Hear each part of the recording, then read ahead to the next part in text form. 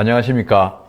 오늘은 길담 카페에서 여는 기후 강연 세 번째 자리로 전기의 길 미래를 켜다를 제가 직접 하겠습니다. 오늘은 따로 사회자가 없고 제가 사회자 강연자 역할을 같이 하며 저는 기후변화 대응 에너지 전환 협동조합의 상임 이사로 있는 배상순입니다.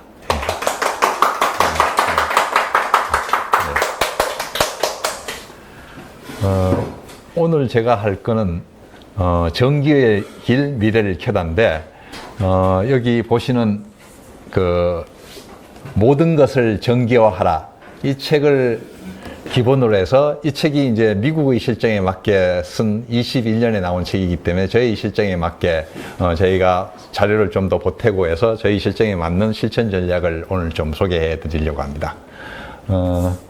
이 책은 그 사울 그리피스라는 사람이 21년도에 지었는데요. 그 당시에 이제 미국이 바이든 정부에서 IRA라 해서 이제 그 인플레이션 감축법을 만들었을 때 그 기본이 된 책입니다. 근데 21년도, 우리가 22년도에 윤석열 정부가 들어오면서 이 우리 재생에너지가 다 역진을 했거든요. 다른 것도 다 그렇지만. 그래서 21년도 책이지만 여전히 우리한테는 유효한 책이라고 볼 수 있죠. 예. 그래서 지난 한 3년 동안 저희가 역진을 했는데, 미국이나 다른 세계들은 다 재생에너지로 나아가고 있었죠. 그래서 우리가 이제 쫓아가야 되는 입장이고, 어떻게 쫓아가야 될지 미리 이제 그 미국의 저런 정리된 자료들을 저희가 참고해서 우리에 맞게 이제 저희 전략을 만들어 봐야 되고, 마침 이제 요쪽, 지난번에 저희가 여기서 한번 그리드라는, 책을 번역한 걸 저희가 여기서, 한번 카페를 했었죠. 그때 김성교 박사가 했었는데요.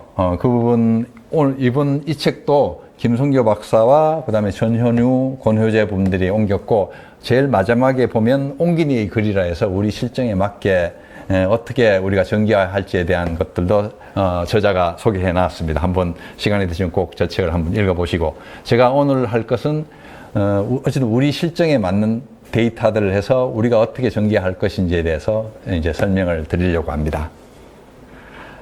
사진에 보시는 이 집은 저희 협동조합의 1호 발전소입니다. 완주에 있는 주택 지붕에 만드는 거고요. 이 집은 완전히 전기화되어 있어요. 물론 이제 자동차도는 2대가 있는데 하나는 전기차고 하나는 이제 디젤차이긴 합니다. 근데 안에 있는 냉난방, 그 다음에 주방에 있는 그 조리기구 같은 것들 다 전기로 돼 있죠. 예. 이 집은 다 전기화되어 있는 집이고, 태양광이 17kW가 설치되어 있는데 전기가, 제가 계산해 보니까 전기가 남더라고요. 이 집은 이제 자기가 전기를 직접 쓰는 게 아니라 전기를 팔아요. 그러니까 그게 더 비싸기 때문에. 어쨌든 전기를 파는데 그 1년에 생산되는 전기량하고 집에서 쓰는 에너지량을 해보니까 전기량이 남는 걸로 저희가 계산이 됐습니다. 예. 그러니까 지금도 전기화가 다 가능하고, 기술적으로 다 가능하고, 그 다음에 나중에 제가 가격 같은 것들을 한번 보이지만 이게 오히려 더 싸다는 것들을 제가 얘기해 드릴 겁니다.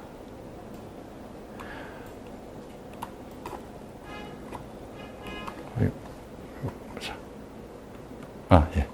오늘 제가 얘기를 드릴 것은, 우리나라 에너지가 어떻게 흐르는지, 거기서 이제 온실가스가 어떻게 나오는지, 어느 정도 나오는지를 해서, 결국은 이 온실가스를 줄이기 위해서는 전력화해야 된다는 것들을 얘기하고, 그 전력화하기 위해서는 재생에너지가 어느까지 왔는지, 특히 이제 태양광이 어느 가격까지 왔고, 그 다음에 여러 가지 또 지금 좀 미신들이 있어요. 뭐 우리나라에 땅이 충분한지라든지 아니면 가격이라든지 뭐 이런 것들이 있는데, 그런 것들에 대해서 제가 실증적인 자료를 가지고 이제 정확한 실상이 어떤지를 알려드리려고 하고 있고, 그 다음에 지금 재생에너지를 하려면 뭐 아시겠지만 제일 문제가 이제 전력선이죠.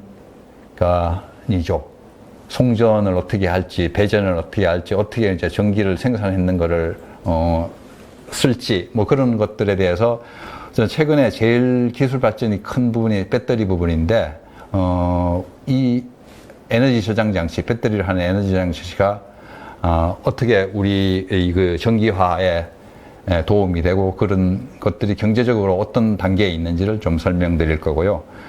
그 다음에 마지막으로는 우리나라에서 전기화를 하기 위해서 주민들이 결국은 지금 제일 문제가 되는 게 그 수용성 문제인데, 수용성 문제를 어떻게 해결할 건지에 대해서 뭐 주민 참여형, 주민 주도형으로 나눠서 한번 설명드리려고 합니다.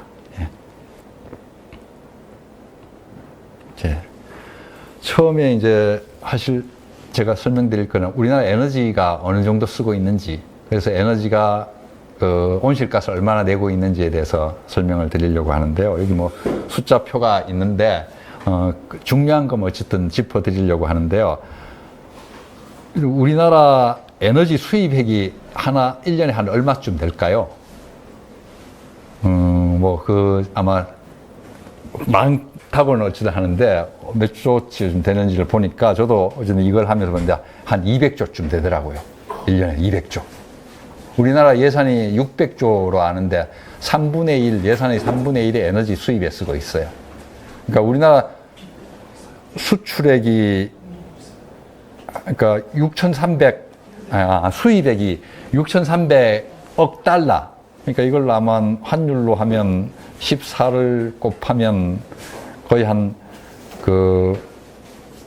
800조쯤 될 거라고 보는데, 그래서 그 수입액의 한 4분의 1 정도가 우리가 에너지 수입에 쓰고 있는 거죠. 예.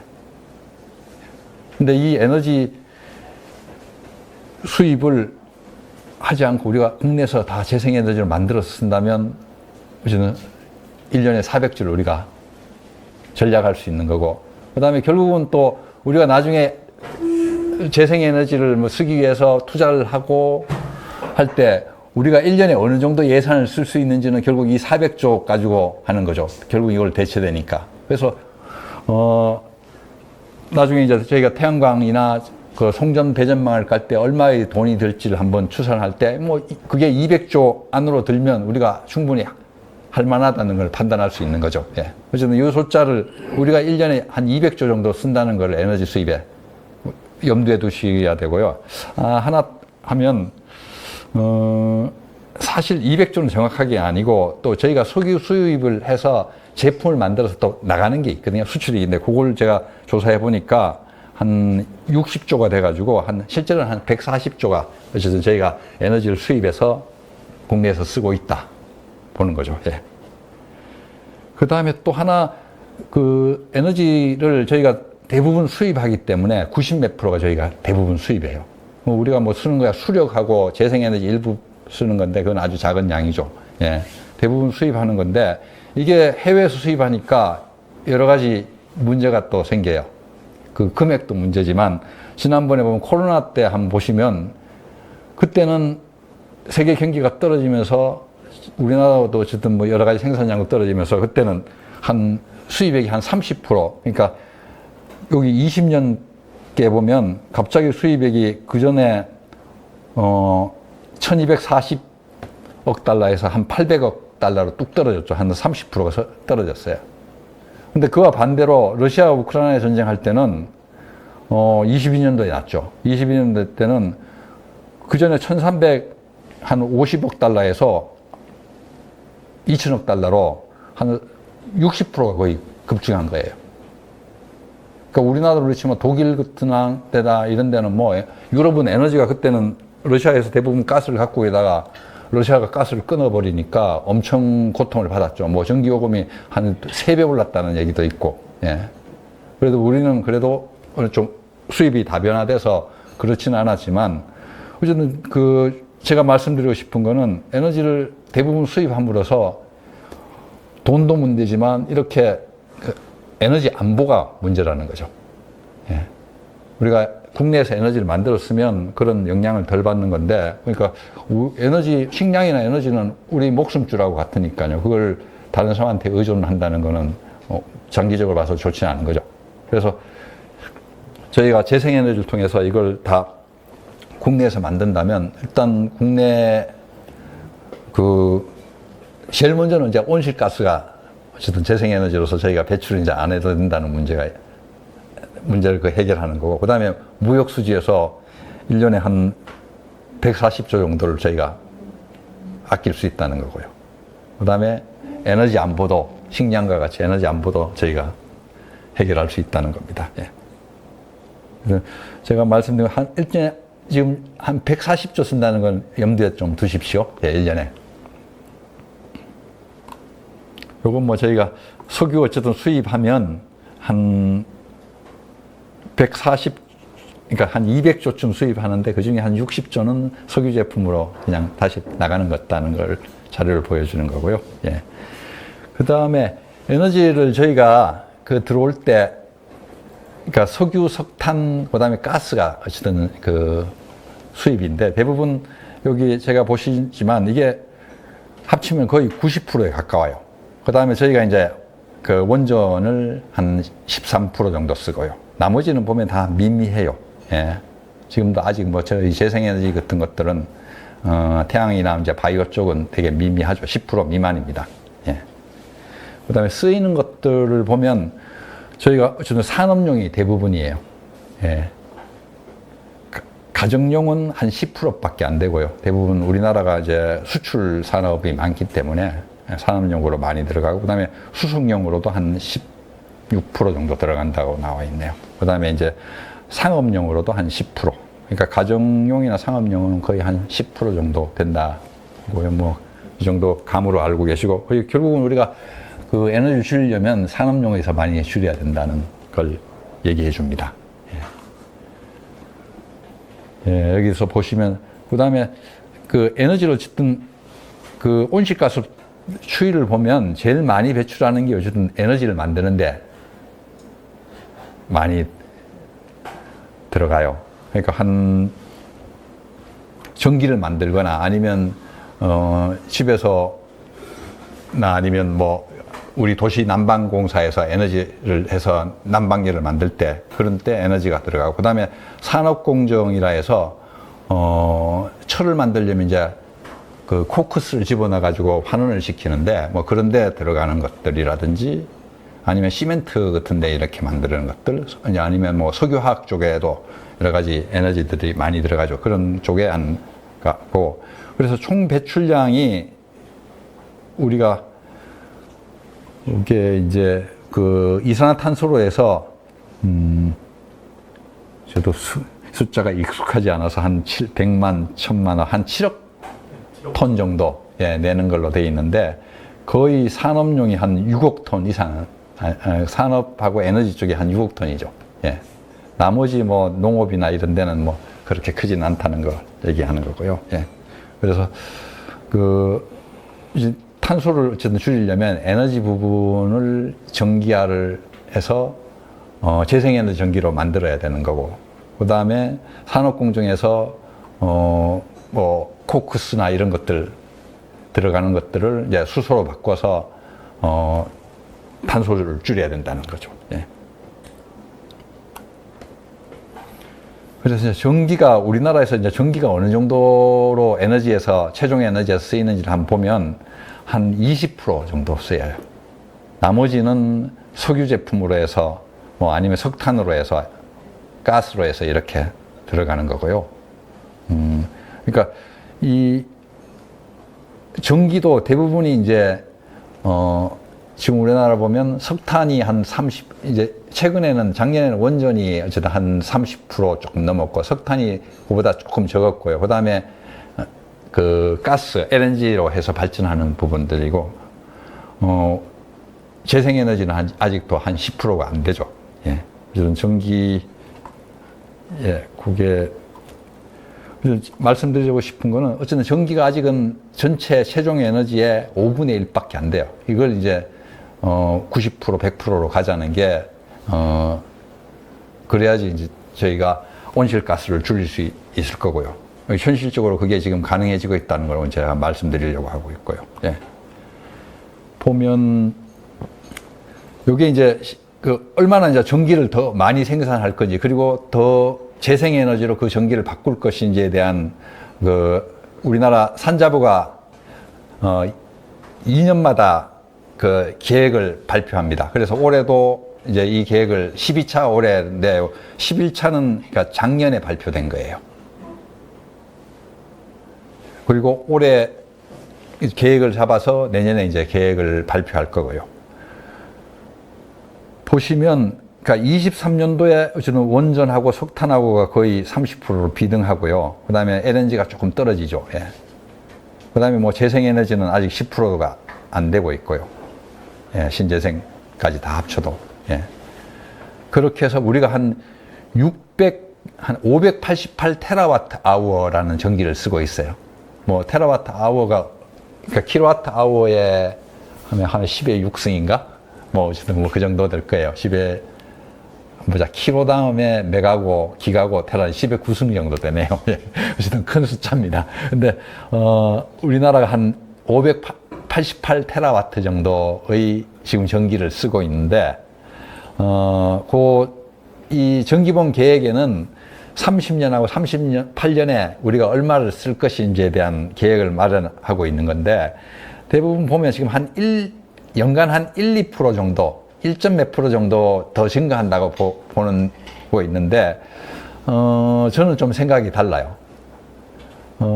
왜냐하면 그 탄소 온실가스를 맞추기 위해서는 더욱 전기화를 해야 되고, 첫 번째 이유고, 두 번째는 저희가 재생에너지 가격이 이제 싸졌기 때문에, 석탄 발전이나 가스 발전보다 더 싸졌기 때문에, 이제는 재생에너지로 하는 게 더 유리하고, 그래서 그걸 더 가속화할 수 있다는 거죠. 예. 그리고, 그래서 저희는 이걸 보면 23년도에 어쨌든 대비해서 한 178% 늘어난 한 1000테라와트까지를 해야 된다는 게, 이 전기화 쪽에, 그 옹기니들이 제일 마지막에 옹기니 글에 우리나라가, 모든 걸 전기화한다고 했을 때 한 1000테라와트까지는 가능할 거라고 판단하고 있고, 그렇게 해야지, 저희가 탄소를 줄일 수 있다고 해서, 저는 이 숫자가 뭐 그렇게 공허하진 않고 충분히 가능하고, 금액으로나 아니면 저희 쪽에 그 재생에너지 부존 자원을 봤을 때 가능하다고 판단하고 있고요. 그래서 제일 먼저 하고 싶은 게, 일단 그 석탄이나 LNG나 이런 발전소들을 전기로 그러니까 재생에너지로 바꾸면, 실제로 석탄이나 이 LNG가 전기로 만들 때 100이 들어가면 실제로 전기가 나오는 거는 30 정도밖에 안 돼요. 3, 40 정도. 가스는 뭐 조금 더 와서 한 5, 60 정도 나오고요. 그래서 나머지는 그냥 다 열로 소비가 돼요. 그러니까 연력학 제2법칙에 의해서 화력발전소에서 물을 떼서 뭐 전기를 만들든 아니면 바로 가스로 해서 터빈을 돌리든 하더라도 그 에너지에 100이 들어가면 실제로 전기로 우리가 쓸 수 있는 전기는 한 많아봐야 60이고 적으면 30 정도고 평균 해봐야 한 4, 50밖에 안 된다는 거고요. 그 다음에 전기차 같은 경우에도 우리가 디젤이나 휘발유로 전기차를 돌리면 100의 에너지가 들어가면 실제로 바퀴로 힘으로 가는 것들은 한 25, 30밖에는 안 돼요. 나머지 70하고 75%는 그냥 열로 다 날아가 버리는 거예요. 그게 연력학 제2법칙에 의해서 그렇게 나오고. 그래서 이걸 우리가 다 그냥 전기로, 처음부터 아예 전기로 해서 배터리로 지금 전기자동차 그때 집어넣으면 거의 90%의 정도의 그 성능이 나오기 때문에, 자동차를 통해서도 저희가 한 300% 이상 정도 에너지를 절약할 수가 있어요. 그 다음에 히트펌프도 똑같아요. 우리가 집에서 가스로 난방을 할 때도, 가스로 난방하면 100의 에너지를 쓰면 한 90 정도가 우리가 그 집에서 난방이 돼요. 나머지 10은 어쨌든 뭐 빠져나가는 거죠. 배기열로서 빠져나갈 수도 있고. 근데 저희가 히트펌프를 쓰면, 그거의 한 3분의 만 들어가요. 그러니까 이 펌프라는 게 바깥에 있는 열이나 냉열을 갖고 와가지고 집 안에서 쓰는 거거든요. 건물 안에서. 이제 그걸 펌프로 하는 건데, 그래 되면 여러분들이 이런 에어컨이나 잘 보면 그 옆에 에너지 등급 옆에 보면 100의 에너지가 들어갔는데 실제로 난방은 300의 난방의 효과가 있어요. 예. 그게 펌프의 원리죠. 예. 바깥쪽에 있는 이 냉열이나 열을 갖고 들어간다는 거기 때문에. 그래서 저희가 이 히트 펌프를 쓰면 난방 에너지를 훨씬 줄일 수 있는 거고요. 그 다음에 집에 조리기구인데 인덕션 조리기구가 요즘 많이 쓰는데 이것도 한 반 가까이를 줄이 90%니까 한 반을, 그러니까 기존에 가스레인지에서 한 100이 들어갔던 걸 이걸 전기로 바꾸면 한 60, 55 정도밖에 안 들어간다는 거죠. 한 45를 줄일 수 있어요. 왜냐하면 집에서 가스 쓰면 그놈이 그 열이 다 주방기구로 들어가는 게 아니라 집안의 온도를 덮이는 거죠. 예. 그래서 이런 전기화를 통해서 일단 기본적으로 에너지를 줄일 수 있다는 거고, 그 다음에 저희가 산업 쪽에서 들어가는 여러 가지 아까 전에 말했던 코크스나 뭐 아니면 그 시멘트 만들 때 들어가는 뭐 여러 가지 에너지원들을 다 수소 같은 거나 암모니아로 저희가 바꾼다면 또 그걸 또 줄일 수 있게 됩니다. 그래서 그렇게 해서 우리가 그렇게 필요한 전기가 지금으로 계산해 봤을 때 한 1000테라와트고 저희가 지금 쓰는 게 한 588테라와트이기 때문에 한 70%를 더 전기로 쓰면 에너지를 절약하면서 그다음에 그래서 온실가스를 안 내면서 저희가 전기로 다 바꿀 수 있고, 결국은 나중에 이게 전기를 싸게 만든다면 오히려 이게 더 싸게 되죠. 예. 두 번 더 싸게 돼. 에너지를 덜 써서 싸게 되는 게 있고 효율이 더 좋아지니까. 그 다음에 재생에너지가 더 싸기 때문에 더 싸져요. 예.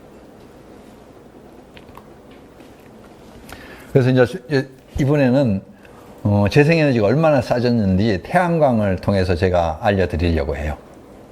예. 이게 전 세계 태양광이 설치된 최근에 2015년부터 지금 그래프인데, 특히 최근에 들어서 22년, 23년, 24년에는 이 그래프가 아주 뭐 올라가죠. 여기에는 그 우크라이나 전쟁이라는 게 있어요. 그러면서 이 에너지 값이 비싸지면서 그렇게 됐고, 그 다음에 또 하나는 태양광 가격이 계속 싸졌어요. 예, 설치 가격이. 그래서 작년에는 600기가와트, 거의 599기가와트가 설치됐는데, 이걸 한번 보시면 전 세계 설치 용량, 발전소 새로 짓는 거에 한 72%가 태양광이에요, 작년에는. 예. 한 3년 전부터 태양광이 반을 넘었거든요. 그래서 작년에는 한 72%가 전 세계 발전 설비 새로 짓는 거에 태양광이 되는 거예요. 그 다음에 재생에너지 자체에서도 이제 풍력도 있고 바이오도 있는데 거기에서도 한 80% 가까이가 태양광이에요. 그러니까 태양광이 제일 싸졌기 때문이에요. 예. 그러니까 얼마나 싸졌는지를 한번 보시면 2010년도에 킬로와트 아워당 이게 슬래시가 빠졌나 한 0.4, 그러니까 지금 환율로 치면 한 500원 정도, 킬로와트 아워당 500원 넘었었는데 지금은 진짜 거의 10분의 1, 거의 90% 하락해서 세계 평균으로 봤을 때는 한 60원 정도에 왔다는 거예요. 예. 연 평균으로 치면 한 15%가 계속 쭉 떨어진 거예요. 요게 지금 보시면 요겁니다. 요 오렌지색이 떨어지는 겁니다. 예. 예. 그래서 지금 오렌지색이 제일 낮고 그 위에가 이제 요 바이오매스가 낮았는데 지금은 올라가 있고, 그 다음에 아마 제일 낮은 게 옵쇼어 윈드가 제일 낮을 거예요. 예, 예. 예. 예, 옵쇼어 윈드가 제일 낮을 거고, 예. 그래서 그 태양광이 이렇게 가격이 떨어진 이후에는 그게 기술적인 진보가 상당히 있었고, 그러니까 옛날 한 2010년도에는 효율이 한 14%였는데 요즘은 23%로 효율이 거의 2배 가까이, 한 1.5배 가까이 이상 늘어났고요. 그 다음에 어쨌든 가격이 2010년도에는 한 2불, 와트당 한 2불이 넘었는데 요즘은 와트당 10센트 정도밖에 안 해요. 연평균으로 가격이 한 20% 가까이 떨어졌어요. 그래서 지금은 태양광이 어쨌든 제일 싸요. 지금 와트로 세계 평균으로 하면 6kWh당 60원이에요. 예. 근데 우리나라가 아직 이까지는, 우리나라는 한 100원에서 한 130원 정도 돼요. 근데 왜 낮은지는 제가 뒤에서 한번 설명해 드릴게요. 예. 그래도 말씀 들으시고 태양광이 어쨌든 제일 지금 가격이 싸서, 얘기했듯이 작년 같은 경우에 전 세계 설치 용량의 한 70% 이상은 다 태양광이에요. 새 발전소에. 그러니까 독일도, 심지어는 독일도 저희보다 더 싸게 설치하고 있어요. 지금,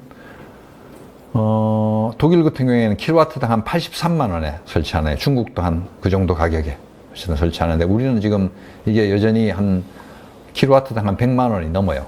100만 원에서 한 130만 원 정도 설치하고 있죠.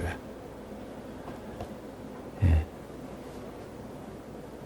그래서 여기 보시면 이 나라별로 돼 있네요. 여기 중국하고 독일인데 독일은 지금 그 LCOE라 해서 평준화 에너지라 해서 이제 태양광은 초기에 투자되고 이게 뭐 20년, 30년 동안 쓰는 거기 때문에 그걸 20년, 30년 동안 투자비를 이렇게 나눠줘서 실제로 킬로와트 아워당 발전 단가가 얼마냐 이런 것이 이제 그 LCOE, Levelized Cost of Electricity에서 그 평준화 에너지라고, 예, 발전 단가라고 저희 하는데 독일도 여기 보면 6센트 정도 나와요. 6센트면 지금 14를 곱하면 84원이네요. 예. 독일도 어쨌든 그 입찰을 하면 킬로와트아워당 80원대 입찰이 되고 있어요. 우리는 작년에 입찰을 했는데 150원에도 입찰 일률이 한 10%밖에 안 됐어요. 예.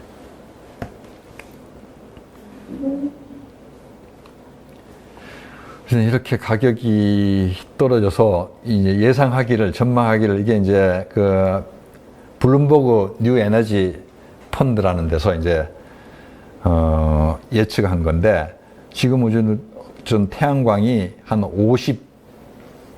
그러니까 5센트예요. 이게 메가와트니까 킬로와트로 하면 5센트 정도니까 한 70원 정도라고 보는데 뭐 계속 쭉 떨어진다고 볼 때, 왜냐하면 효율이 올라가고 또 양산에 의해서 계속 또 가격이 떨어지기 때문에 2000한 40년도에는 한 30센트, 3센트까지 떨어진다고 이렇게 쭉 보고 있죠. 예. 태양광은 제가 예상으로는, 그러니까 원전이 미국에서는 지금 200원이거든요. 우리나라에서는 새로 만드는 원전은 킬로와트당 100원이 넘고 최근에 정상 가격을 보니까 한 70원쯤 되더라고요. 그러니까 원전을 지을 필요가 없는 거죠. 예. 원전은 짓는 데도 시간이 걸리지만 지금 지어서 한 10년 뒤에 2040년 되면 뭐 태양광이 원전 가격의 반밖에 안 돼요. 예. 그러니까 경제적으로도 지을 필요가 없는 거예요. 예.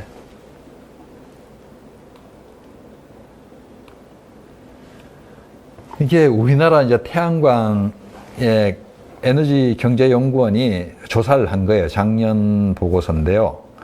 어느 정도 돈이 드는지를 이제 예상한 건데, 작년 24년에 한 130만 원, 100kg 짓는데 킬로와트당 130만 원에서 한 1억 3천 정도 든다고 했고, 1메가와트 짓는 데는 한 128만 원 들어서 12억 8천 거의 뭐 13억이죠. 예.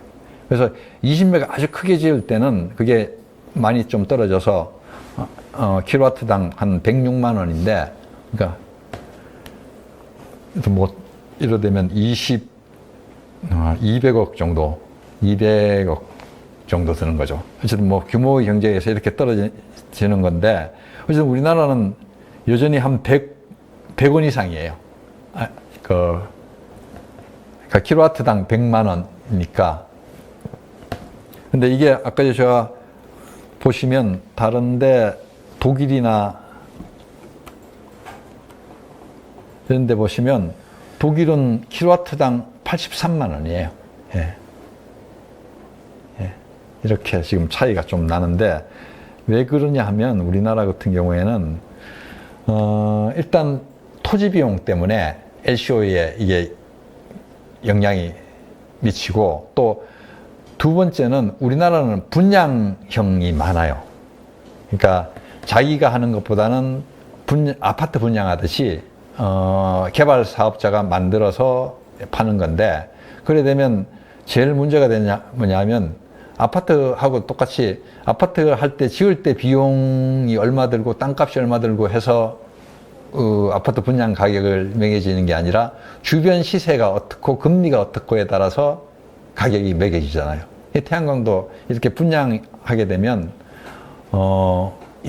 거기에 들어간 건설비나 아니면 땅값이 중요한 게 아니라 이렇게 분양받은 사람들이 전기값하고 해서 수익 발생하는 거하고, 뭐 그 다음에 은행 이자하고 계산해 봤을 때 어느 정도면 살 수 있겠다, 이렇게 되는 거예요. 그래서 요즘 100kW 분양하면 한 2억 4천 정도 해요. 땅값도 2016년, 17년도에 태양광이 붐이 아닐 때는 평당 장수 같은데 그 사과원, 과수원인데 기후변화 때문에 사과가 잘 안 돼서 그 농업이 안 되는 지역 분류됐을 때는 평당 10,000원이 안 하던 게 요즘 평당 20만 원씩 해요. 개통이 있으면. 그럼 평당 20만 원이면 보통 100kg 짓는데 한 300평이 들거든요.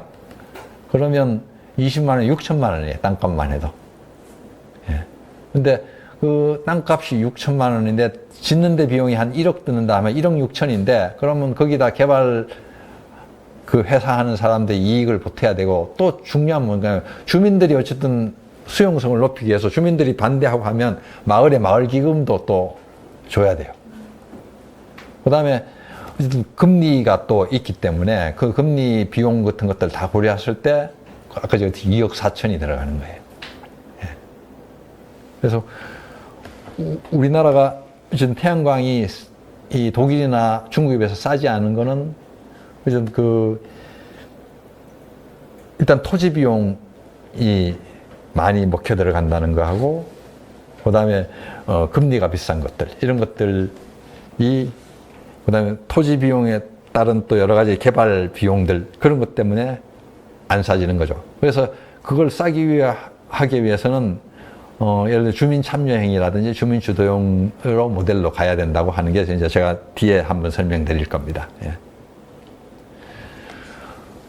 이까지가 이제 제가 태양광이 얼마나 싸졌는지 설명드릴 거고, 그 다음에 이제 얘기할 거는 진짜 태양 에너지가 우리나라에 충분한지, 면적이 충분한지에 대해서 이제 설명을 드리려고 합니다. 예. 그래서 퀴즈로 이거는 하려고 해요.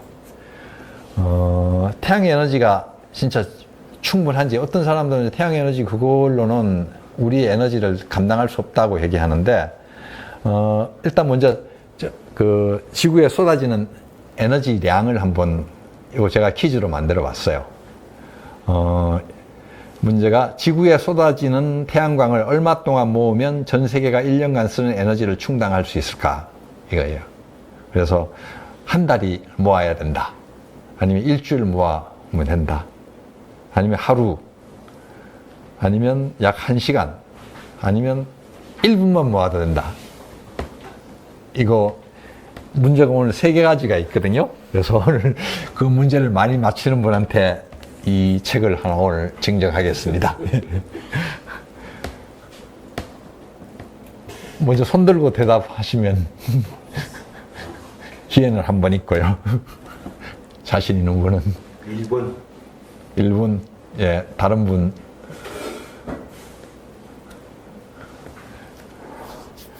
음, 1분이면 된다. 그거 뭐 대단한데요. 예. 그러니까,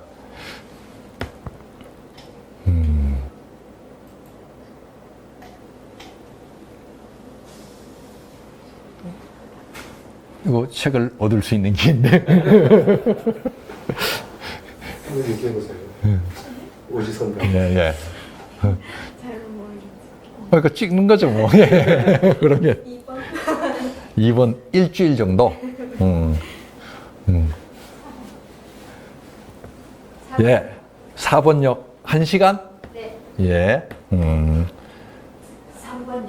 3번. 아, 다 나왔. 한 달은 1분. 아, 1분요. 1분 두 번인데. 예, 이제 답을 제가 말씀드리죠. 바로 1시간이에요. 예, 예. 예. 한 75분 정확하게. 그러니까 이걸 발전 시간을 얼마나 보느냐에 따라 다른데 제가 여기 보기를 이건 먼저 발전 시간하고 관계없구나. 이제 전 세계 에너지량을 어쨌든 봤을 때 한 75분이면 돼요. 예. 75분이면 지구에 쏟아지는, 그러니까 1년에 한 8천 몇 시간이거든요. 그러니까 8천 몇백 분의 1 정도만 쓰면 에너지 문제를 다 해결할 수 있어요. 예. 근데 태양전지 효율이 지금 한 20%이기 때문에 뭐 다 깔 필요 없다는 게 이제 그 뒤에 설명할 필요예요. 예.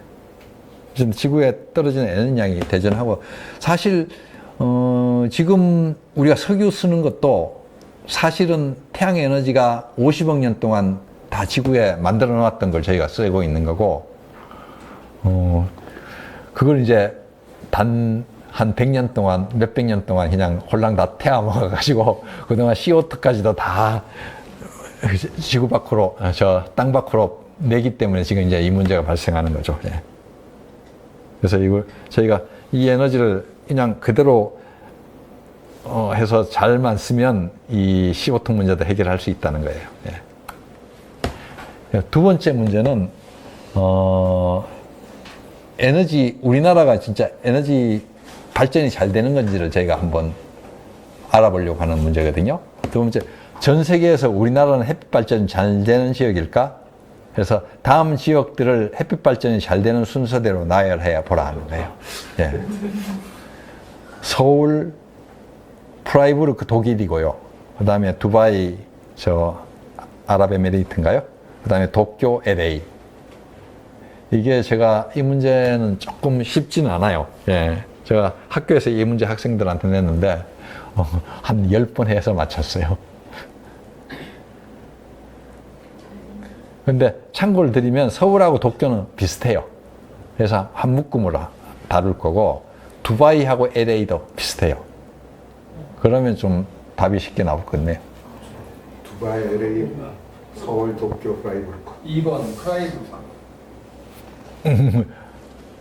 순서대로 나열할 때, 한번 보죠. 예. 이렇게 돼요. 예, 맞았어요. 예. 두바이하고 LA가 제일 좋고요. 거의 비슷해요, 지금. 1800시간. 그 다음에 서울, 도쿄가, 서울이 조금 더 나아요. 1300이고, 둘 다 1400대 시간이에요. 예. 1년에, 1년치면. 그 다음에 프라이부르크가 독일인데, 이게 1200 조금 안 돼요. 예. 그러니까, 이걸 하루로 치면 얘는 한 5시간쯤 되고요. 서울은 한 3.8시간쯤 돼요. 그 다음에, 이 프라이부르크는 3시간 겨우 넘어요. 예. 근데 제가 여기서 얘기하고 싶은 거는, 두바이하고 우리나라하고 비교해보면, 우리나라가 3.8시간, 이게 5시간이기 때문에 차이가 한 30%밖에 차이 안 나요. 그러니까 우리나라 100으로 보면 프라이브루가 130 정도, 두바이가 한 130쯤 돼요. 근데 일사량은 한 150쯤 차이 나는데, 우리보다 두바이가 한 일사량이 한 1.5배 좋거든요. 근데 온도를 보면 두바이는 평균 기온이 한 30도에 가깝고 우리나라는 한 12도 돼요. 그래서 온도 차이 때문에 발전량이 줄어요. 그러니까 우리가 그 보통 태양이 열하면 온도가 높을수록 에너지를 많이 생산하는데, 이 태양전지는 오히려 거꾸로예요. 온도가 높을수록 발전량이 줄어요. 왜냐하면 이건 반도체이기 때문에. 저희가 휴대폰이나 이 노트북 같은 것도 다 반도체로 지금 돌아가죠. 안에 있는 트랜지스터가 돌아가는 건데, 얘는 온도가 높아지면 어쨌든 전자의 흐름이 방향을 받기 때문에 뜨거워지면서 이게 먹통이 된다고 하죠. 휴대폰도 뜨거워지면서 먹통이 되고, 어쨌든 이 노트북도 제일 중요한 기술 중에 하나가 안에 온도를 얼마나 빨리 낮추는 기술이거든요. 그래서 태양전지도 똑같아요. 태양전지는 반도체로 되어 있고, 이건 이제 다이오드라는 반도체로 되어 있어서 온도가 높아지면 출력이 떨어져요. 그래서 보통은 여름에 발전이 제일 잘 될 거라고 판단하는데 그렇지가 않아요. 한 4, 5월 달에 햇볕도 괜찮으면서 그 다음에 바람이 좀 불면서 온도가 떨어질 때 4, 5월 달에 태양광 피크가 와요. 예. 그래서 보시면 두바이가 한 1.5배 우리보다 일사량이 좋고 한데, 실제로 발전량은 한 30% 정도밖에 더 안 좋아요. 그게 온도 때문이에요. 예. 그래서 우리나라가 발전량이 그렇게 나쁜 건 아니라는 거예요. 예.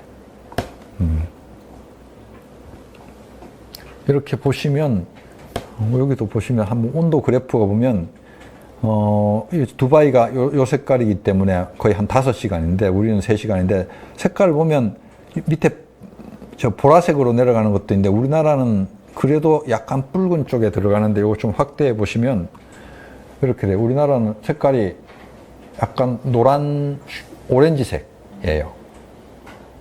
예. 오히려 중국이 내륙보다 이 흐린 날이 많은 보다, 아니면 일본보다도 더 좋아요. 일본도 이쪽 우리나라가 있는 동해안 쪽은 별로 안 좋죠. 오히려 태평양 쪽은 뭐 좋긴 한데. 예. 그래서 요걸 한번 좀 최근에 기사가 나서 한번 봤는데, 도대체 그래서 전기 얼마 만드는지 한번 제가 계산을 해봤거든요. 최근 기사에 보니까 요 그저께 17일 날 난 기사인데, 삼성물산이 카타르에서 2기가와트, 2000메가와트를 1조 4,600억에 했어요. 그래 보면 뭐 1800시간으로 해서 이게 30년으로 계산을 해보면 보통 태양광이 이제 30년 이상, 30년, 5년 되거든요. 그러면 킬로와트당 26원 나가요. 예. 그러니까 2센트 정도의 발전이 되는 거예요. 그러니까 그 아랍에미리트나 뭐 두바이나 이런 나라들은 원전을 할 필요가 없는 거죠. 원전은 100원이고 100원 이상으로 지금 만들어야 되는데, 얘들은 지금 발전을 해서 20원에 만들 수 있으니까, 그 아랍에미리트도 바라카 원전을 1단계만 하고 2단계는 안 해요. 왜냐하면 태양광이 더 싸기 때문에. 예. 이게 이제 마지막 문제인데요. 이건 우리나라에서 태양광이 어디가 잘 되는지를 순서대로 나열하는 거예요. 북한 쪽 서울도 있고 봉화도 있고 신안도 있고 제주도 있어요. 예. 이건 조금 까다로운 문제인데, 아까 생각하면, 아까 그 지도를 잘 봤으면 좀 답이 나올 수도 있겠네요. 1번, 4번, 3번, 2번, 5번. 틀렸습니다. 그러면 1번, 2번, 4번, 1번, 3번, 4번, 2번, 5번. 1번은 맞아요. 네. 북한이 네. 삼지연이 예, 제일 좋았어요. 그 다음에 두 번째가 틀렸어요. 두 번째가 그러면 서울인가? 전남이, 신안이 비가 많이 와서 3번이 아니라 4번이에요. 예, 아까 3분이라고 하셨어요? 아까 3번. 그럼 맞아요.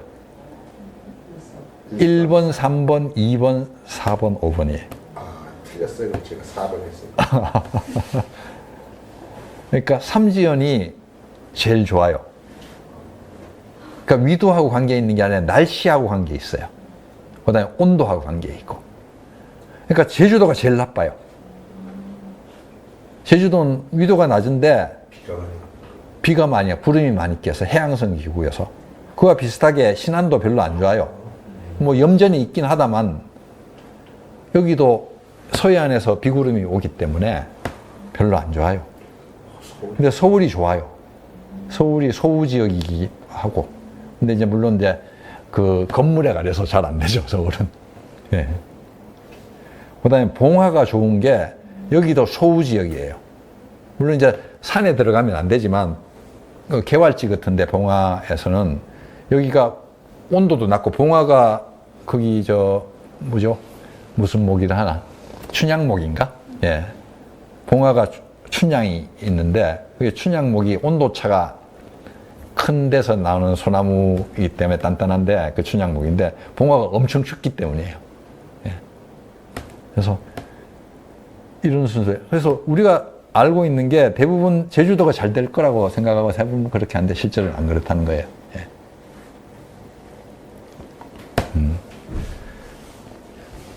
그렇게 되고, 예. 그래서 이제 여기서 제가 강조하고 싶은 거는 우리나라가 발전이 잘 되는 지역이에요. 예. 여기서 한번 다시 보시면 무슨 발전이 잘 되는 지역이에요. 오히려 몽고도 잘 되고요. 몽고가 춥고 비가 안 오기 때문에 몽고 사막. 중국은 더 안 돼요. 여기 베트남도 잘 보시면 베트남 북부 쪽은 안 돼요. 베트남 남부는 좋아요. 뭐 홍콩이나 이런 데 다 날씨가 안 좋잖아요. 예. 온도도 높고. 예. 그래서 우리나라가 대부분 뭐 사람들이 갖고 있는 잘못 생각에 우리나라 발전이 안 된다는 지역인데 뭐 아까 말한 두바이에 비해서도 한 30% 떨어져요. 근데 뭐 전세적으로 봤을 때는 색깔을 보면 우리가 좋은 오렌지 색깔이어서 평균 이상은 하는 데라는 거죠. 예. 1번 이렇게 초록색 돼 있는 건 날씨 때문에 그런 거예요. 그렇죠. 이쪽에 흐리죠. 유럽도 흐리고. 예. 여기는 날씨 때문이고 여기는 위도하고도 관련 있고 흐리고. 예. 근데 위도하고 관련 없는 게 몽골을 보시면 엄청 좋고 여기 보면 그 칠레나 이런 데 보면 여기 지금 지도에 안 나와 있는데 히말라야 같은 데는 고도가 높아서 그래요. 고도가 높아가지고 구름이 그까지 안 올라오죠. 예. 그 다음에 온도도 떨어지고 하기 때문에 히말라야가 여기는 7시간, 8시간 돼요. 칠레 같은 데도, 칠레나 뭐 페루 같은 데도 거기 도시들이 보통 한 3, 4천 미터 있는데 거기는 발전 시간이 6시간, 오히려 LA보다 더 좋아요. 온도도 낮기 때문에. 예.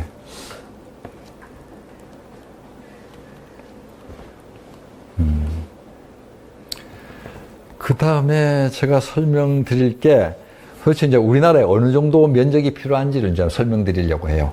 예. 근데 제가 좀 새로운 아이디어를 뭐 꼭 아이디어 이건 벌써 유럽에서 이미 하고 있는 건데 새로운 설치 방법을 지금 얘기하려고 해요. 보통 이제 건축물에 이제 태양광 올릴 때 이렇게 요 그림 보시면 남쪽을 향해서 쭉 일렬로 설치돼 하는 방법이 있고 그냥 동서로해서 거의 깔다시피 쭉 깔아요. 그냥 평면으로 깔면 되는데 평면으로 깔면 비 오면 먼지가 쌓여서 안 씻겨 나가거든요. 그래서 약간 한 10도 정도 정사를 줘야지 먼지가 씻겨 내려가요. 그래서 이렇게 10도 정도 경사를 줘서 거의 지붕을 다 덮다시피 하고 동서 방향으로 설치하는 게 있어요. 그렇게 하면 이 남향으로 설치하면 발전 시간은 좋아요. 한 3.7시간 정도 나온다고. 우리나라 같은 경우에는. 근데 우리나라 같은 경우에 이렇게 동서로 설치하면 한 3.3, 1200시간. 1년에 한 1200시간. 그래서 한 10%에서 한 15% 정도 떨어져요. 근데 설치는 2배를 설치할 수가 있거든요. 그래서 결국은 발전량은, 단위 면적당 발전량은 한 80%가 더 늘어나요. 같은 면적에, 이 남장으로 설치하면 1.35 메가와트 아워 제곱미터당 1년에, 그러니까 1년에 1350시간 정도 해서 발전량이 나오는데, 여기는 그거의 한 78%, 2.4 메가와트 아워 정도가 나와요. 예. 그래서, 이제, 이렇게, 그러니까 이렇게 설치하는 것보다 토지 이용료에서는 이게 훨씬 낫죠. 예. 근데 나중에 이제 금액 면에서 어떻게 될지는, 왜냐하면 발전 시간이 떨어지기 때문에 투자비 측면에서 어떻게 될지는 나중에 또 다시 설명드릴 거예요. 아, 여기서 바로 설명드려야 되겠네요. 예. 저희가 이제 두 개의 경제성을 한번 비교를 해봤어요. 해보면, 일단 투자비가 조금 달라져요. 이렇게 그 남북 방향으로 설치할 때는,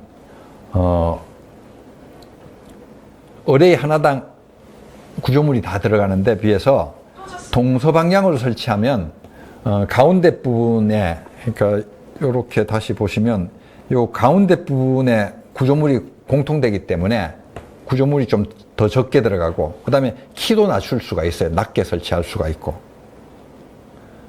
그 다음에 또 얘기 드리는 거는, 양을 많이 설치하기 때문에, 그러니까 규모의 경제가 되기 때문에, 어쨌든 저희가 똑같은 1메가 하다가 2메가 하면, 어쨌든 그 시공사에서도 견적이 더 낮게 들어오죠. 뭐 그런 것들을 다 고려하면 한 10% 정도 가격이 절감될 수 있다고 저희는 판단을 해요. 투자비가. 예. 그렇게 하고, 발전량이 어쨌든 78% 증가하기 때문에 매출액은 똑같이 78% 증가하겠죠.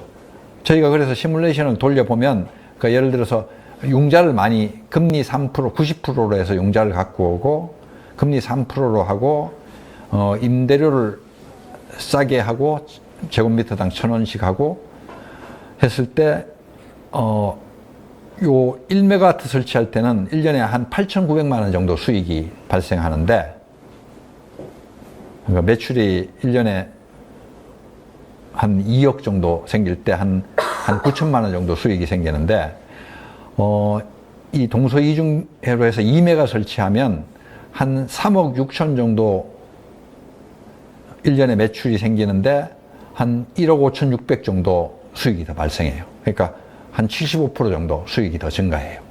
예. 물론 이제 여기서는 싼 금리를 갖고 와서 한다는데 이제 가정이 물론 있긴 하죠. 예.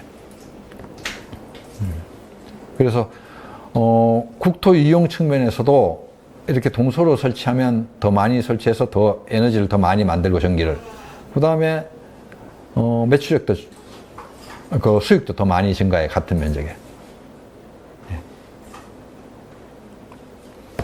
수상태양광도 뭐 똑같은 원리로 할 수 있어요. 수상태양광 제가 다른 데 한번 비교를 해봤더니만, 요게 고흥에 설치된 거거든요. 고흥에 설치된데, 여기는 보니까 16도로 설치했어요. 이렇게 하니까 연평균 한 같은 면적으로 1헥타르의 면적으로 했을 때 한 7.8 메가와트,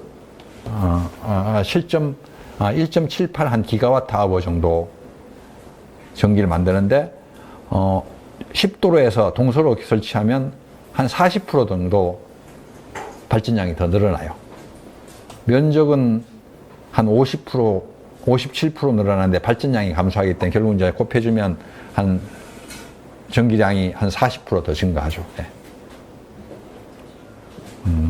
그래서 이렇게 더 뭐 수상이든 지붕이든 아니면 땅에 설치하든 이렇게 동서형으로 설치했을 때 국토의 이용 효과가 더 좋아지고 발전량도 더 늘어난다는 거고, 결국은 단위 면적당 수익도 더 늘어난다, 이렇게 얘기 드릴 수 있고요.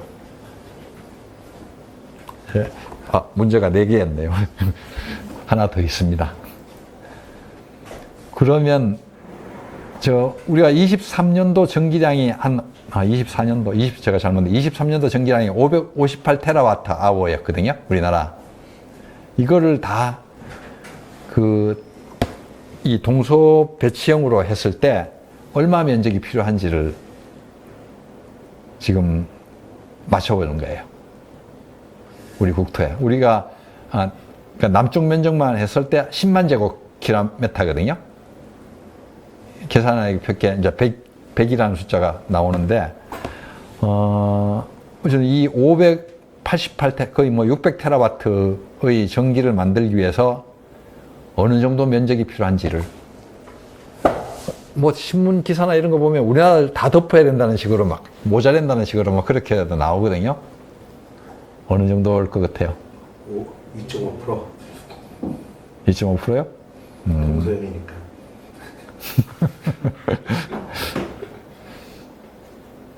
한 10%는 가야 되겠네. 예. 보죠. 바로 시간이. 그걸 보기 전에 잠깐 하는 게, 4년 전에 그 한국태양광협회에서 우리나라 몇 프로를 덮어야지 한 320기가와트 정도, 그러니까 우리나라 한 몇 프로 정도가 태양광을 설치할 수 있는지를 계산한 게 있어요. 그때 발표한 게, 우리나라의 국토의 한 3%를 덮었을 때 한 320메가와트를 설치할 수 있다고 그때 발표를 했어요.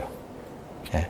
그때 이제 가정한 게, 대지에는 한 10% 정도를 저희가 설치하고, 공장 지붕에는 한 20% 설치하고, 뭐, 이런, 그 다음에 도로나 주차장에는 한 4% 정도 설치하고, 뭐, 이런 것들을 하고, 그 다음에, 전답에는 한 5% 영농용으로 하겠다. 뭐, 이런 것들을 다 집어넣었을 때,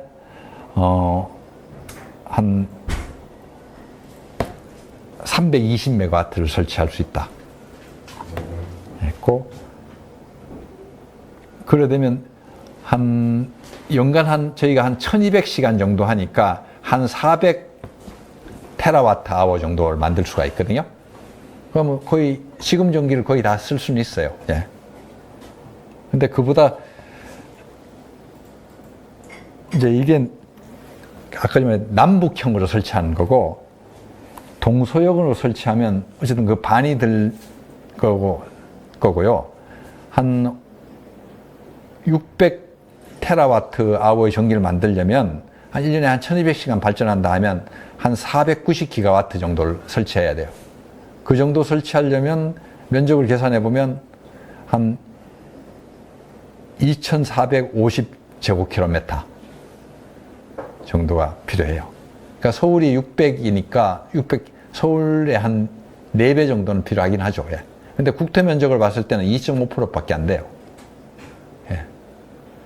우리가 도시 면적이 전체 면적의 국토 면적이 한 10%고, 농지 면적이 한 18%쯤 되거든요. 그러니까 인간이, 쓰는 면적의 한 2.5%를 해서 우리가 아까 얘기했듯이 에너지를 수입 안 해도 되고, 에너지 안보도 되고, 그 다음에 탄소도 더 이상 배출 안 한다면 충분히 우리가 2.5%를 할애할 수 있다는 거죠. 예. 아까 전부 다 전기화 하려면 몇 프로? 아까 1050이니까 이거 2배 정도 필요하죠. 그러니까 5% 정도면 되는 거죠. 예. 예. 근데 제 생각은 국제무역이 된다면, 우리는 한 반만 만들고, 나머지 반은 아까 전에 봤더니 몽고나 오스트레일리아 같은 데서는 햇빛이 아주 좋기 때문에 전기를 많이 만들어요. 호주 같은 데서는 지금도 전기가 낮에는 마이너스 요금이 발생해요. 그럼 그거를 수소나 암모니아로 만들어서 가져오는 거죠. 아니면 뭐 최근에 발표된 걸로는 싱가포르는 호주에서부터 아예 송전망을 깔아서 가져오겠다고 해요. 지난번에 그 이재명 대통령이 일본 가서 그 기시다인가 그때 발표한 것 중에 아마 발표문 중에 암모니아 협력을 하겠다는 거, 아마 그게 거의 첫 번째에 들어 있었어요. 그게 뭐냐 하면 태양광에서 암모니아를 만들어서, 왜냐하면 수소를 갖고 오는 건 좀 위험하기 때문에 부피도 액화하는데도 엄청 돈이 들고 하기 때문에 암모니아를 가져오겠다는 거거든요. 지금 오스트레일리아나 호주 같은 데는 암모니아를 지금 만드는 것 프로젝트를 하고 있어요. 여기서 암모니아를 만들어서 우리가 갖고 오는 거예요. 그러니까 우리가 아까 말한 1050테라와트-아워의 전기를 다 우리 국토에서 만들 필요는 없다고 저는 판단해요. 그게 비경제적이기 때문에 우리는 국토를 효율적으로 또 그다음에 우리의 그 자연 환경에 맞춰서 한 500 정도만 만들고 나머지는 500은 수입하면 돼요. 물론 이제 국제적인 정세 같은 것들이 안정돼야 되는 거죠. 예. 가장 좋은 거는 몽고에서 가져오는 거라고 저는 판단해요. 그러려면 이제 중국이나 이런 것들이 전 세계가 하나로 묶여야 되죠. 예. 그리고 더 좋은 거는 이 태양광이 위도를 따라서, 경도를 따라서 해가 이제 아침에 떠서 쭉 지구를 한 바퀴 도는 건데, 우리나라도 낮에 태양광 피크가 생기듯이, 저녁 때는 이제 태양광이 모자라는데, 그때 저녁 때는 중국에서 만든 전기를 가져오는 거예요, 몽고에서. 그래서 그게 서로 간에 가장 경제적이고 의존적이죠. 그런 정치적인 환경이 된다면, 에너지로서 서로 또, 공동의 부를 만드는 거고, 그걸 안 깨기 위해서 더 평화적이 될 수 있는 거죠. 예. 예. 여기서 말씀드리신, 결국은 국토의 2.5%만 우리가 할애를 해준다면 1년에 140조나 되는 돈을 에너지 수입을 안 해도 된다는 거예요. 그리고 하나 더 생략한 게 우리가 또 풍력이 있어요. 사실 태양광이 그렇게 다 할 필요 없어요. 풍력이 한 3분의 1 정도 하고 태양광이 한 3분의 2 정도 하면 돼요. 예.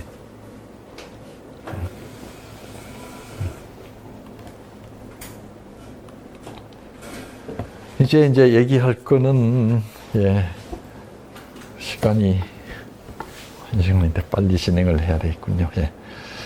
그 지역별로 한번 한번 수급을 한번 지금 보는 건데, 주로 전기예요. 이게 발전량의 수급인데, 지금 가장 자급률이 높은 게 충남이네요.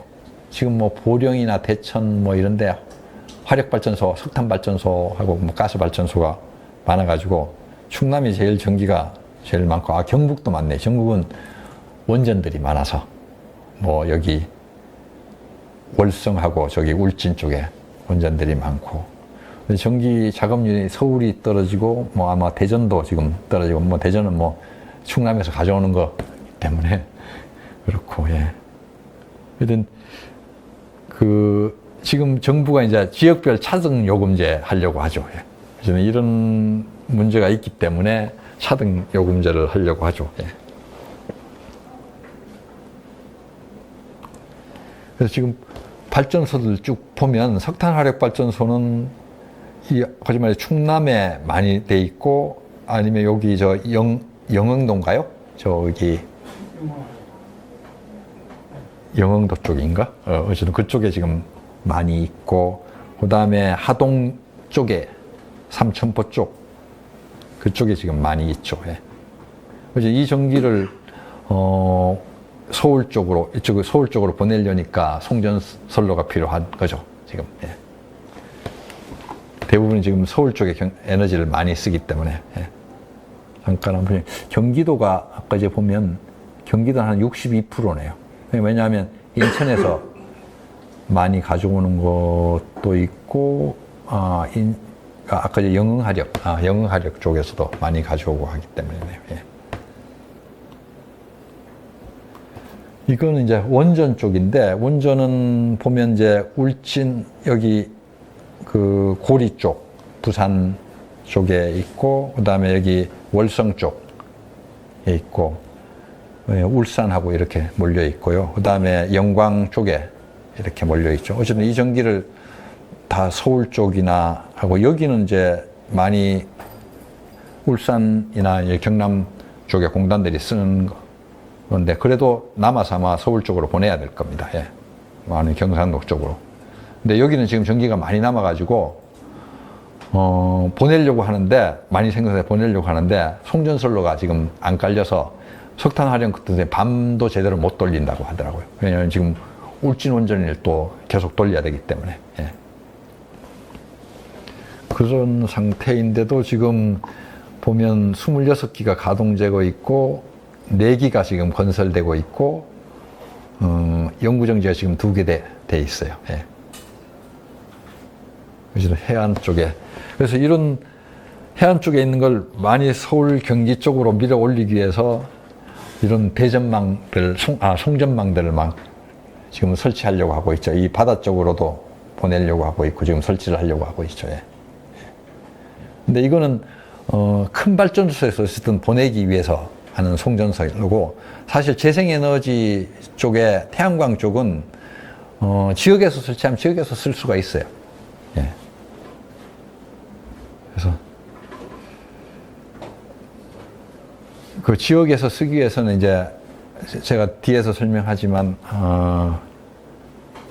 그러니까 태양광을 이렇게 이제 지역에서 많이 만들죠. 제일 지금 많이 만드는 데가 전남 전북 쪽에서 제일 많이 만들어요. 근데 여기서 자기가 남기 때문에 이제 보내야 되는 문제가 있는데 자체적으로도 어쨌든 쓸 수가 있어요. 그러니까 낮에 만들었던 전기를 저녁 때 쓸 수 있다면 굳이 보낼 필요는 없죠. 예. 그래서 저희가 생각하는 거는 그러니까 이 중앙 집중이라 해서 아까 전에 말했던 석탄이나 원전처럼 바다 쪽에서 만들어서 남쪽에서 만들어서 서울 경기 쪽으로 보내려면 그러니까 큰 송전 시스템이 필요한데 이제 재생에너지는 그럴 필요가 없다는 거예요. 지역에서 만들어서 지역에서 쓰면 되는 거죠. 예. 그러려면 지금 제일 문제가 재생에너지는 간헐성이 있죠. 태양광은 낮에만 발전되고 풍력은 바람 불 때만 되기 때문에 그걸 극복하기 위해서는 에너지 저장 장치가 필요한 건데 에너지 저장 장치는 이제까지는 이제 양수 발전이 에너지 저장 장치였죠. 근데 양수 발전은 짓는데도 한 10년씩 걸리고 그다음에 그 에너지를 전기를 넣었다가 빼고 할 때 그런 비용이 킬로와트아워당 한 200원이 넘어요. 지금 정산 단가를 보면. 근데 그거를 그러니까 우리가 100원의 전기를 만들어서 넣었다 빼면 300원이 넘는 거예요. 그러니까 그래서는 감당이 안 되죠. 그래서 지금 새로운 기술이 이제 배터리죠. 그걸 이제 설명을 하려는 건데, 그래서 중앙 집중하고 분산했을 때 여러 가지 이제 좋은 거는 중앙 집중은 으로 발전을 하면 멀리까지 송전해야 되기 때문에 송전 손실도 생기고, 그 다음에 그 중앙 집중되어 있기 때문에 이게 덩어리가 크기 때문에 거기가 문제가 생기면 전체 시스템에 문제가 생길 수 있는데, 분산형은 어떤 부분에 문제가 생기더라도 이게 분산되어 있기 때문에 그 지역만 생긴 거고, 또 그 지역도 다른 쪽에서 지원을 받을 수 있기 때문에 훨씬 더 안정적이라는 거예요. 예. 그래서 이 분산형으로 에너지를 시스템을 만들면 중앙 집중보다는 훨씬 더 안정적이고, 그 다음에 그 사회적으로 봤을 때도 그 수용성도 훨씬 그 중앙 집중 어려운데 이 분산형은 훨씬 더 쉬워진다는 거예요. 예. 그래서 지금 제일 분산형으로 지금 하려면 에너지 저장 장치가 필요한데 그걸 이제 배터리를 한번 보자는 거죠. 예. 배터리 가격이 전기 자동차 덕분에 많이 떨어졌어요. 전기 자동차를 개발한다면서 옛날에는 한 2010년도에는 그러니까 저장 장치를 만드는데 이제 이거는 이제 킬로와트 아워예요. 에너지 이만큼을 저장하는데 한 250불 한 300만 원 이상 들었는 건데, 요즘은 작년까지만 해도 한 20몇만 원대로 떨어졌어요. 거의 90% 이상 가격이 하락했어요. 최근에 요거는 이제 24년도 자료인데, 제가 최근 그저께 배터리 코리아 2025라는 게 요 며칠 전에 있었는데 거기 가서 제가 자료를 받아보니까 작년에 한 킬로와트 아워당 한 165불로, 그러니까 거의 20만 원 대로 떨어졌고, 중국 같은 경우에는 킬로와트아워당 100불이에요. 예. 그래서 지금 가격으로 만들면 이걸 에너지를 넣었다가 다시 뺄 때의 비용을 다시 계산해 보면 한 킬로와트당 한 90원 정도에 넣었다 뺄 수 있는 거예요. 그러니까 양수 발전이 200원이 넘는데 이제는 그 반값 이하로 만드는 거예요. 그래서 배터리에 넣었다가 빼서 쓰더라도 우리가 한전에서 받는 가격보다 더 낮아질 수 있는 거예요. 그러니까 우리가 전기를 100원에 만들고 배터리에서 넣었다가 뺄 때 한 또 100원 들면 200원이 되는 거죠. 킬로와트아워당. 근데 저희가 한전에서 지금 받는 가격이 가정용은 지금 한 2단계 요금이 한 260원쯤 되거든요. 그러면 그게 한전에서 받는 것보다 그냥 배터리 자기가 태양광을 해서 저장해 놨다가 밤에는 빼쓰는 게 훨씬 더 싸지는 거예요. 그게 이제 이 책에서는 에너지 특이점이라고 하는데 그때부터 이제 세상이 바뀌는 거예요. 그러니까 사람들이 굳이 한전 개통에 한전에서 전기 안 받아 쓰고 그냥 자기가 그냥 자급자족 할 수 있는 세상이 되는 거예요. 예. 근데 그게 지금 벌써 가까이 와 있다는 거죠. 이렇게 되면 굳이 송전선로를 안 만들고 동네에다가 그냥 배전선로만 해서 내 집에 남는 전기는 옆집에 주면 되는 거예요. 아니면 우리 동네에서 만들어서 쓰면 되고 밤에는 거기에 배터리에 저장했다가 나눠 쓰면 되는 거고요. 예. 그래서 굳이 그 송전선로를 만들려면 한 10년 이상 걸리거든요, 지금. 왜? 지금 재생에너지를 만드는데 제일 문제가 뭐냐면 지금도 전라도에 가면 송전선로가 없어서 못 만든 개통 연계가 안 된다고 하는데 근데 배터리가 이제 싸졌으니까 배터리 짓는 데는 요즘 컨테이너로 해서 배터리를 만들어서 설치하면 되거든요. 미리 공장에 만들어서 그냥 선만 연결하면 돼요.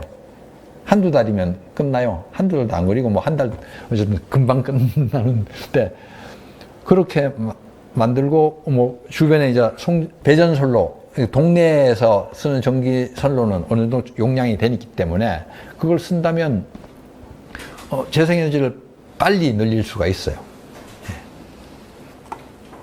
그래서 정리를 해보면 태양광이 충분히 가격이 떨어졌기 때문에 이제는 굳이 화석연료를 쓸 필요가 없다는 거고요. 근데 그 다음에 이 배터리 가격이 충분히 낮아졌기 때문에 굳이 송전선로나 개통 여유 용량을 계산할 필요 없이 자기다 배터리를 넣어서 낮에 저장했다가 밤에 쓰면 돼요. 그 세상이 이제 바로 앞에 있다고 저희는 보이는 거죠.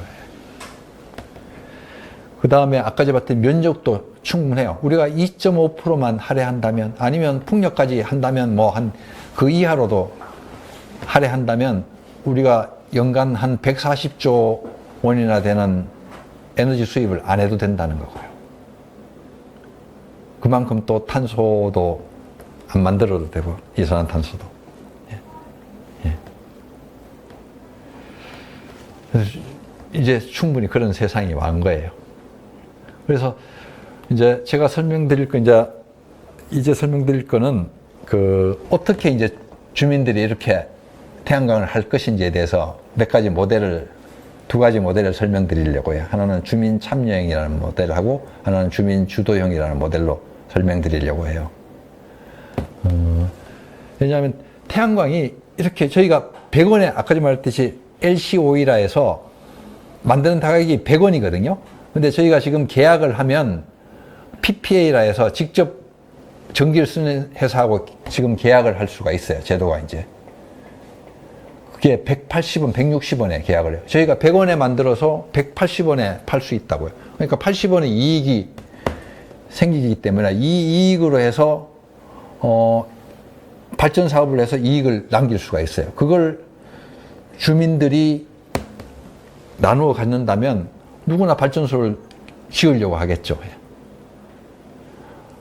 기존에는 외지인들이 와서 그 발전소를 지어가지고 분양을 하니까 주민들이 반대도 하고 그래서 주민 거리 이격제도 만들어서 뭐 10에서부터 100m 심지어는 500m 안에는 못 짓도록 하고 뭐 그렇게 했는데 주민들이 자기들이 직접 한다면 이익이 발생하는데 하겠다는 거죠. 네. 그게 저기 신안군이나 아니면 합천호나 아니면 여주시 구양리에서 지금 주민들이 자기들이 직접 하겠다고 나온 거죠. 그래서 제가 그것들을 지금 두 가지 모델로서 한번 설명을 드리려고 하는데 하나는 주민 참여형이라 해서 합천댐 수상태양광 모델이에요. 요 합천댐 수상태양광 모델은 주민 참여형이에요. 그러니까 발전회사는 K워터 수자원공사하고 그 다음에 한국전력하고가 한국전력의 자회사였는데 발전회사가 어쨌든 그 합천 수상태양광이라는 회사를 만들었고 주민들은 여기에 그 회사채를 매입하는 형태로 들어가는 형태예요. 그러니까 대부분의 이익들은 합천 수상태양광 주주들 그러니까 수자원공사하고 서부발전이 대부분의 이익을 가져가고 주민들은 이제 그 이익의 일부를 가져가도록 설계되어 있어서요. 어느 정도냐 하면 여기는 이제 주민 참여 보상금으로 해서 1년에 한 1억 2,500만 원을 받고 그 다음에 뒤에 설명하지만 그 다음에 이자로 해서 그러니까 투자를 제가 자세히 한번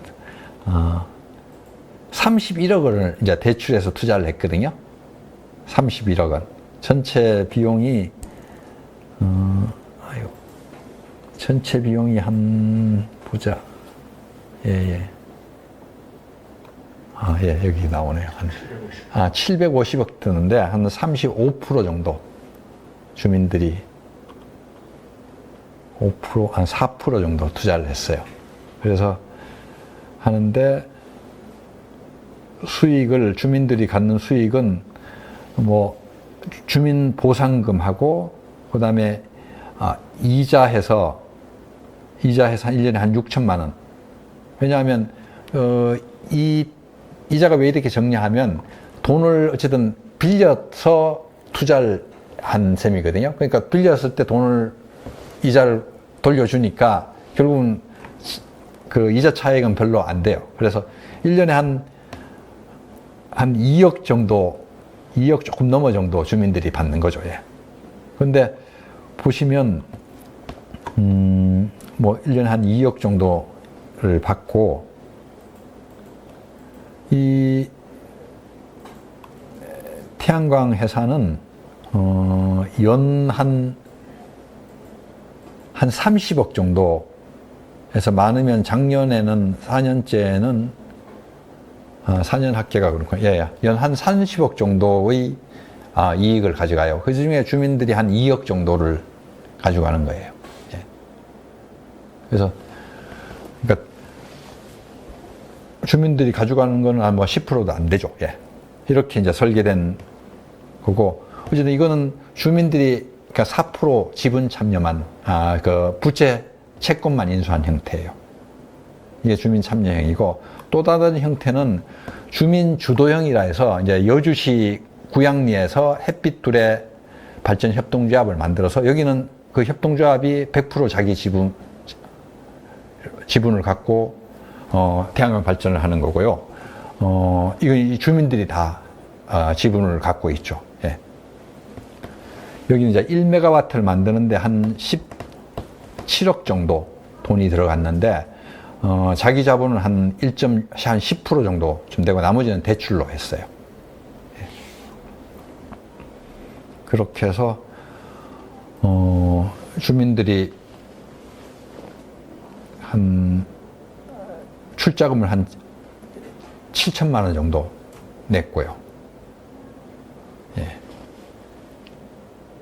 그렇게 했을 때 한 1메가와트 발전소를 만들어서 연간, 그 다음에 이제 그 만들 때, 자기 자본은 어쨌든 10%고 나머지는, 저 89%인데, 예. 대출로 했고요. 대출도 보면 한 10억은, 은행에서 빌리고 나머지는 5억은, 그 신협에서 했는데, 이 10억은 정부가 융자를 해서 금리가 1.75%고요. 신협도 한 3%대인데 경기도가 그 이자 차액을 해서 실제로 한 2%쯤 돼요. 예. 그렇게 이제 이런 공공 쪽 사업에 들어가는 그 대출은 어쨌든 그 정부나 지자체가 낮게 할 수 있도록 잡았죠. 예. 그래서 매년 그게 1메가이기 때문에 매년 한 2억 5천에서 한 3억 정도의 매출이 생기는데, 이자하고 이런 거 다 제하면 1년에 한 1억에서 한 1억 2천 정도의 조합이 수익이 발생해서 한 달에 한 1,000만 원 정도 수익이 발생을 해요. 그래서, 이 마을에서는 그 1,000만 원으로 해서, 마을 버스도 운영하고 무료, 그 다음에 마을 식당도 무료로 운영하고 있고, 그 다음에 마을 행사나 문화관광 쪽에 주민들 지원을 하죠. 예. 그래서, 그러니까, 아까 그 수상태양광은, 1년에 한 3, 40억의 이익이 나는데 주민이 한 4%의 지분을 가져서 한 그거에 비슷하게 매년 한 2억 정도의 수익이 발생하는데, 여기는 주민이 매년 한 2억 한 5천에서 3억 정도 매출이 생겨서 그 중에 한 반 정도를 자기들이 마을 수입으로 잡을 수 있다는 거예요. 예. 그래서 저희가 생각하는 모델은 저희가 지금 저희 협동조합에서 진안군에 그런 구양리와 같은 주민 주도형 태양광의 자원을 조사하고 모델을 설계하고 있는데, 저희가 지금 설계하는 모델은 이렇게 됩니다. 그러니까 마을이 한 50가구, 요즘은 한 가구당 한 2인밖에 안 되더라고요, 농촌에서. 그래서 한 100인 정도 되는데, 주민들이 햇빛발전협동조합이나 아니면 유한회사를 만들었을 때, 한 5메가와트면 아까 전에 말해서 저희가 동서형으로 발전을 그런 소를 만들면 한 2.5헥타르 한 7,500평이 필요해요. 예, 2.5헥타르, 그러니까 25,000 제곱미터면 축구장 한 4개 정도가 안 돼요. 한 3개 반 정도의 면적인데, 마을에는 이 정도 뭐 충분히 면적이 나올 수가 있죠. 예. 그러니까 뭐 저수지에 덮는다든지 아니면 마을에 뭐 안 쓰는, 지금 고령화되면서 마을에 안 쓰는 땅들이 많이 생기고 있더라고요. 아니면 진안 같으면 진안에 용담댐이 생기면서 수자원공사가 물에 이렇게 홍수 때 물에 잠기는 땅들이 있는데, 그런 땅들을 공공용지를 빌려서 쓸 수가 있죠. 예.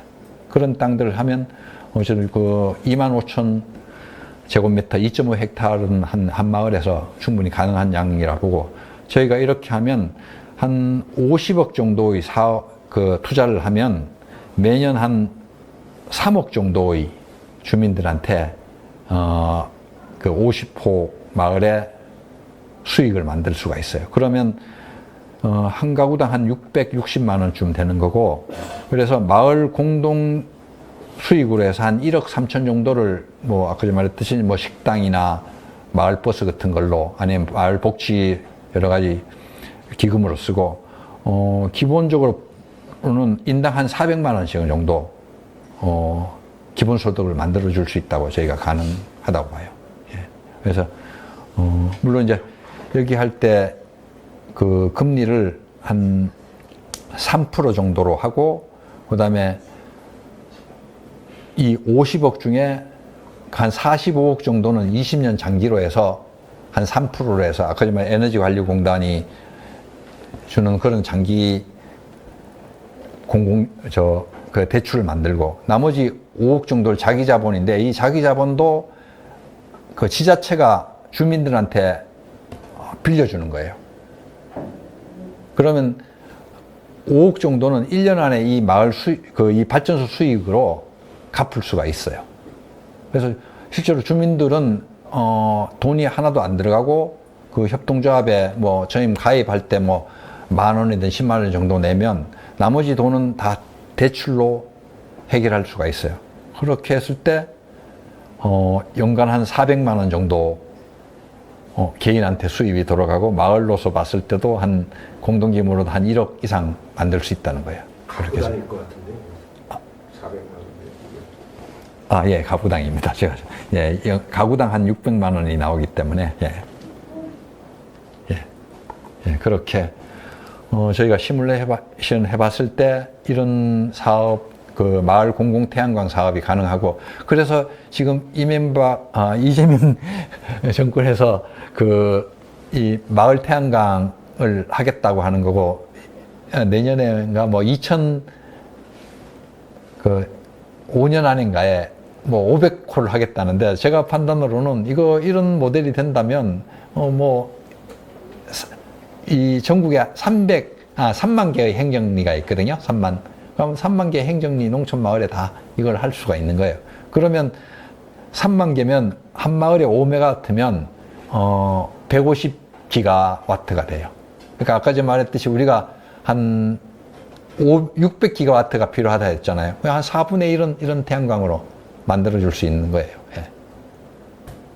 그러면 이게 마을의 기본소득으로 만들어 줄 수 있는 거예요. 이렇게 한 가구당 마을에 한 400만 원씩 1년에 떨어지면 그러면 이걸 기본소득으로 해서 농촌으로 돌아오려는 사람들이 더 많아지겠죠.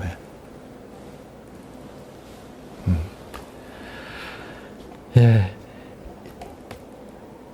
여기까지가 이제 제가 말씀드리는 거의 다인데 이제 정리를 해주면 이제 태양광이 이제 충분히 가격이 낮아져 가지고 그걸로 해서 우리가 에너지 전환을 할 수가 있고 그 충분히 낮아졌기 때문에 거기서부터 주민들이 이걸 투자한다면 주민 소득으로 해서 기본 소득을 만들 수 있다는 거예요.